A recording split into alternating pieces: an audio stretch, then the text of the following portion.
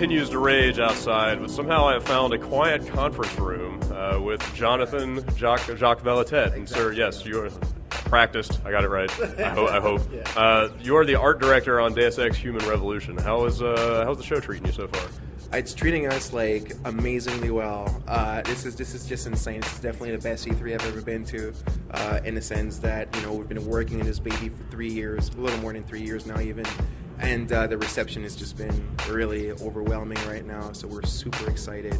Was that intimidating to kind of come into that legacy and sort of pick up the next chapter of the story? Yeah, I wouldn't say intimidating. We were fully aware of it, honestly. Like when like the cult following, obviously that the fans would be expecting a lot, but we also knew that just business-wise also, just in terms of the video games industry, there was a lot of expectation. We knew that IDUS also was expecting a lot from us. So you know what I mean? That's what we do, and we were fully conscious of that, and we knew it wouldn't be easy, and it hasn't been easy, but it's been like one hell of an amazing ride, and I think the product shows heart and passion, really. So you guys have this guy Adam Jensen, is that right? How is he connected to the two previous games? Are there any callbacks to those games, or is this kind of a new story in the same world? Or? Yeah, well, it's a prequel. Oh, okay. It's the same world. Okay. Definitely follows the storyline, story arc, like the big kind of like world background stuff of Deus Ex, of the Deus Ex's world. Now, this being said, as far as like connections or whatnot with the other games are concerned, you guys will have to play the game, of course.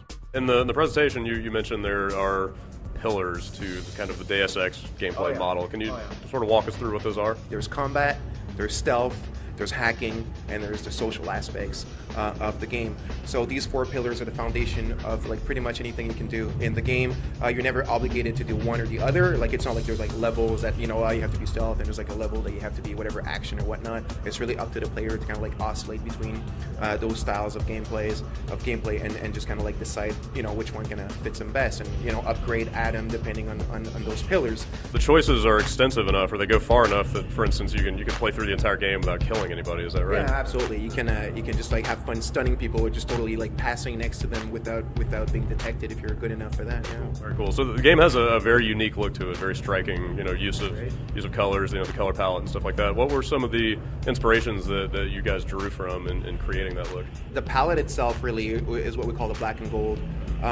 It comes because we got influence from the Renaissance era for this game, which comes from anatomy and kind of cybernetics and everything, and like the Da Vinci sketches, and it goes rather deep. I won't get into all the details right now, but there's like a strong connections between the two eras. And then if you look at like Renaissance paintings and stuff like that, it's very kind of light and dark, kind of gold and black and everything. And also the gold kind of represents again this golden era, the Renaissance. The black is kind of like the cyberpunk stuff, the dystopic thing.